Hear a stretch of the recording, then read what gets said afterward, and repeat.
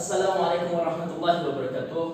Hamdan wa syukran lillah wa ni'matillah wa la haula wa la quwata illa billahil aliyyil azim. Puji syukur kehadirat Allah Subhanahu wa ta'ala yang telah memberikan kita limpahan rahmat, taufik, hidayah dan inayahnya sehingga kita dapat tumbuh berkembang hidup hingga saat ini dengan sehat walafiat. Tentu saja kita berharap nanti di akhir hidup kita akan selalu diberikan keimanan dan juga berakhir dengan husnul khatimah. Serta salawat serta salam selalu kita haturkan kepada junjungan kita, kepada kekasih kita, kepada penghulu kita di dunia dan akhirat nanti, yaitu Nabi Muhammad SAW sebagai bukti rasa cinta kita kepada beliau. Orang yang sangat kita cintai, meskipun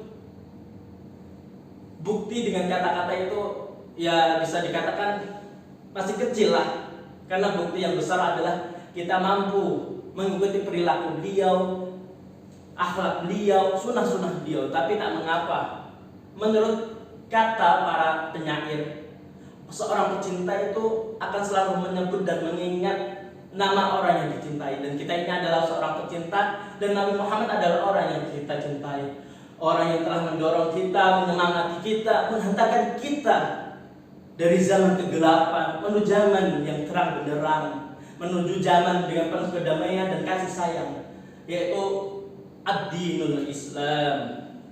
Di sini saya sebagai Fikri Hidayatullah dari KPI kelas A akan menerangkan bagaimana menjadi orang yang bermanfaat. Sebab di zaman sekarang banyak orang yang mau memanfaatkan tapi tidak mau dimanfaatkan. Yang pertama, sebelum kita masuk ke dalam bermanfaat dan apa itu manfaat, kita harus tahu apa yang mendasari dari manfaat itu, apa yang mengawali manfaat itu. Yang pertama yaitu pikiran. Nah, bagaimana pikiran bisa sebagai dasar dari orang yang bermanfaat? Karena dengan pikiran kita mampu menimbang, terus memilah sesuatu yang akan bermanfaat nanti. Perbuatan kita pilah-pilah, kita timbang apakah nanti ini bermanfaat atau tidak. Kalau pikiran kita sudah salah, otomatis perbuatan kita, perilaku kita nanti akan tidak bermanfaat. Seperti itu pemirsa. Selanjutnya, apa itu manfaat? Manfaat adalah guna, sedangkan bermanfaat memiliki arti berguna. Cukup simpel tapi sangat-sangat penting kita terapkan dalam hidup kita. Jadi kalau menurut saya bermanfaat itu adalah ketika kita mampu menciptakan sebuah terobosan yang mampu mengurangi kesusahan orang lain, mampu mengurangi kesukaran orang lain dalam menjalani kehidupan ini. Seperti pekerjaan, bagaimana pekerjaan itu nanti menjadi mudah. Tentu kita berpikir bagaimana nanti ini bisa lebih efisien seperti itu. Dan sekarang di zaman kita ini, kita lihat banyak pemuda yang sukanya hanya rebahan di kamar, main game, VC-an dengan ceweknya, dengan pacarnya mungkin. Membiarkan orang tuanya banting tulang, peras keringat, peras darahnya untuk menghidupi anaknya, membuat bahagia anaknya. Tapi lihat, anaknya malah asik-asikan tiduran di rumah, tidak memikirkan bagaimana orang tuanya, nasib orang tuanya panas-panasan, susah payah. Sangat memperhatikan perilaku pemuda kita sekarang. Tentu hal ini tidak luput dari cara berpikir kita, dari pendidikan kita. Mengapa pemuda kita bisa berpikiran seperti itu, hanya mau memanfaatkan, bahkan orang tuanya juga dimanfaatkan? Kita harus memulai dari merubah cara berpikirnya. Kita bedah, apakah ada yang salah di otaknya itu? Karena jika diteruskan seperti ini, kita hanya mau memanfaatkan saja, tidak mau bermanfaat, akan berakibat fatal bagi bangsa kita. Kita lihat di Papua misalnya, sebab kita tidak mau bermanfaat, akhirnya kita dimanfaatkan oleh orang lain tanpa kita sadari. Pikiran kita hanya ya biarlah mereka yang mengolah hasil tambang kita. Kita nanti bisa menikmati hasilnya, bisa menikmati mereka bayar pajak. Dan sekarang kita lihat justru bangsa kita ini yang terprosok ke dalam jurang kemiskinan karena kita tidak mau berpikir, tidak mau mengolah itu semua.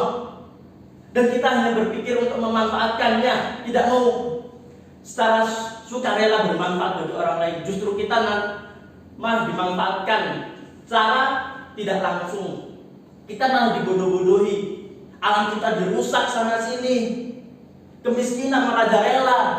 Padahal lihat mereka orang asing yang turun ke pribumi ini, menggali tambang kita, membayar pajak kita sebagai upah manfaat. Inilah kami bermanfaat bagi Anda. Tapi malah kita yang dimanfaatkan. Betapa menyedihnya kehidupan ini. Jadi apa yang harus kita lakukan untuk mengatasi semua ini? Tentu sudah saya sebutkan di depan. Pikiran kita harus kita rubah. Harus kita konsep lagi otak kita. Harus kita rubah prinsip hidup kita. Bagaimana menjadi orang yang bermanfaat itu. Bagaimana menjadi orang yang berguna itu. Mari kita gali potensi dalam diri kita. Mari kita secara sukarela mau dimanfaatkan oleh orang lain daripada kita hanya mau memanfaatkan dan kita dimanfaatkan secara tidak langsung. Ibarat kata kita ditusuk dari belakang, sungguh menyakitkan itu. Yuk mari sekarang kita bangun diri kita rubah cara berpikir kita, pendidikan kita rubah sistemnya. Bagaimana tidak hanya teori terus yang dikembangkan, kita harus berpraktek. Orang yang ahli dalam pertambangan mungkin kita ajari bagaimana caranya menggali dan lain sebagainya. Pertukangan juga kita ajari bagaimana menciptakan alat-alat pertukangan yang lebih modern, yang lebih praktis, agar bangsa kita dapat bersaing dengan orang-orang luar ini. Ini sesuai dengan hadis Nabi Muhammad SAW, khairun nas anfa'uhum linnas. Sebaik-baik manusia adalah orang yang bermanfaat. Jadi, kalau kita hanya mau memanfaatkan, tentu kita tidak masuk dalam hadis ini. Kita hanya orang yang memanfaatkan, hanya orang yang bersenang-senang, ingin melihat orang lain susah, tapi kita tidak mau bersusah payah. Selain itu, kalau kita mau berpikir lagi, menggali semua potensi di alam bumi kita ini, kita akan menjadi negara yang berkembang maju. Ini sesuai dengan Al-Quran, surat Ali Imran ayat 190 dan 191. Di sana dijelaskan bahwasanya dalam penciptaan bumi dan langit serta pergantian siang dan malam ini merupakan petunjuk atau tanda-tanda kebesaran Allah bagi orang yang mau mengingat Allah. Tentu saja mengingat di sini memiliki arti berpikir, yaitu orang-orang yang ulul albab. Mengingat Allah di kala tidur, berbaring, duduk, berdiri, selalu diingat-ingat, selalu berpikir-pikir. Selanjutnya bumi mengatakan sungguh tidak ada yang sia-sia ciptaan Allah di muka bumi ini. Nah, kalau kita tidak mau memanfaatkan apa yang di muka bumi ini, tentu kita telah menyia-nyiakan ini. Dan tentunya itu sangat berlainan dengan ayat Al-Quran, dan kita mengingkari ayat Al-Quran itu kalau kita tidak mau memanfaatkannya. Kita hanya mau berleha-leha, hanya mau menikmati hasil jerih payah orang lain, mau mengeluarkan duit, dan habis mereka yang kaya, kita yang kere. Kesenangan hanya semata, tidak ada manfaatnya nanti kelak bagi anak keturunan kita. Lihat sekarang hasil pertambangan dikuras habis oleh anak-anak asing, oleh orang-orang asing. Lantas nanti apa yang akan kita wariskan kepada anak cucu kita? Apakah hanya sejarah bahwa bangsa kita ini bangsa yang besar, banyak kekayaannya, banyak sumber daya alamnya, tapi sayang kita hanya mau berleha-leha? Betapa memalukannya nanti generasi kita di mata dunia hidup dalam kemiskinan. Padahal negaranya ini dulu kaya sekali. Sebab para pendahulunya yang berpikiran hanya untuk memanfaatkan, jadi mereka sekarang malah miskin nantinya. Yuk mari kita benahi diri kita. Mari bergandengan tangan. Jadilah orang yang bermanfaat, jangan hanya memanfaatkan.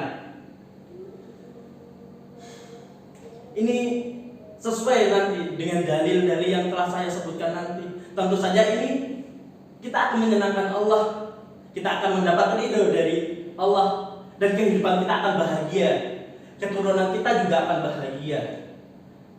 Mari bergandengan tangan, kita tunjukkan macan Asia yang telah lelap tidurnya, telah bangun, menunjukkan taringnya. Mari kita kuasai dunia bersama. Mari selalu berjuang, selalu mau bermanfaat.